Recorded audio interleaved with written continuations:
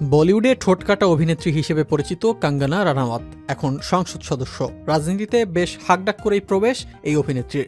গত বছর ভারতের লোকসভা নির্বাচনে মান্ডি আসন থেকে ভোটে জিতে সংসদ সদস্য নির্বাচিত হয়েছেন তিনি। এর পরের টার্গেট কি দেশের প্রধানমন্ত্রী হওয়া? এবার এমন কৌতূহলী প্রশ্নের জবাব দিলেন এই অভিনেত্রী। সাম্প্রতিক এক আলাপচারিতায় কঙ্গনা রানাওয়াত জানান যে তিনি তার রাজনৈতিক ক্যারিয়ারের সঙ্গে ধীরে ধীরে অভ্যস্ত হচ্ছেন, কিন্তু আপাতত তিনি খুব একটা আনন্দ পাচ্ছেন না। অভিনেত্রী বলেন যে এই কাজটি সমাজসেবার মতো। তিনি জানান, যদিও তিনি অতীতে নারী অধিকারের জন্য লড়াই করেছেন, তবে এটি ভিন্ন। মানুষ তাকে কখনো ভাঙা ড্রেন, কখনো আবার রাস্তায় সমস্যা নিয়ে এসে নালিশ করে যাচ্ছেন।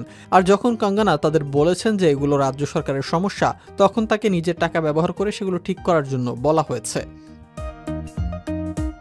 সাক্ষাৎকারে কঙ্গনা আরও বলেন যে তার কোনো রাজনৈতিক উচ্চাকাঙ্ক্ষা নেই, যেমন একদিন ভারতের প্রধানমন্ত্রী হওয়ার মতো উচ্চাকাঙ্ক্ষা। কঙ্গনা বলেন, আমি মনে করি না যে আমি ভারতের প্রধানমন্ত্রী হওয়ার জন্য যোগ্য এবং আমার এমন কোনো আগ্রহ বা উৎসাহ আছে। সমাজসেবা কখনোই আমার ব্যাকগ্রাউন্ড ছিল না। তিনি আরো বলেন, আমি খুব স্বার্থপর জীবনযাপন করেছি। আমি একটি বড় বাড়ি, একটি বড় গাড়ি চাই। আমি হীরার আশা রাখি। আমি চাই আমাকে দেখতে ভালো লাগুক। এমন জীবনই আমি কাটিয়েছি। ঈশ্বর আমাকে কিসের জন্য বেছে নিয়েছেন আমি জানি না, কিন্তু আমি আমার জীবনকে এমন কোনো মহান ত্যাগ হিসেবে দেখি না। আমি এমন জীবন পছন্দ করি না।